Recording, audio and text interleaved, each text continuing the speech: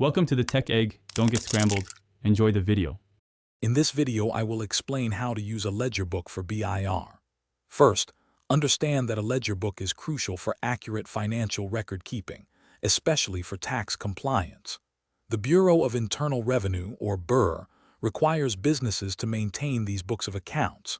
Keeping meticulous records of all sales and purchases ensures you are ready for potential BIR audits, which can happen without prior notice. This guide will simplify the process for you. When making entries, you'll typically use a general journal for all transactions, then post summaries to the general ledger. Cash inflows go into the cash receipts journal, while outflows are recorded in the cash disbursements journal. If your business is VAT registered, you'll also need a sales journal for sales and a purchase journal for purchases. Always ensure each entry is dated and clearly described, including official receipt numbers. To avoid common pitfalls, never mix personal and business finances. Always keep them separate.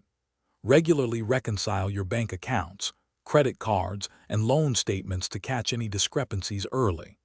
Misclassifying expenses is another frequent error that can lead to inaccurate financial statements and affect your tax deductions.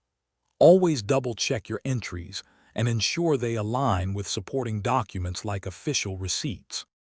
For accurate record keeping, the BIR mandates retaining hard copies of your books for 5 years and preserving them for up to 10 years.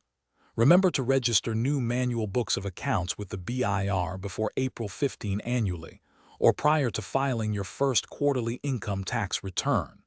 Staying organized and consistent is key.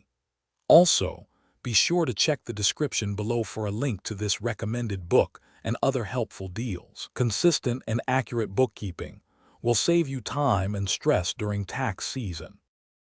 Thanks for watching. Consider subscribing if I helped unscramble your problems.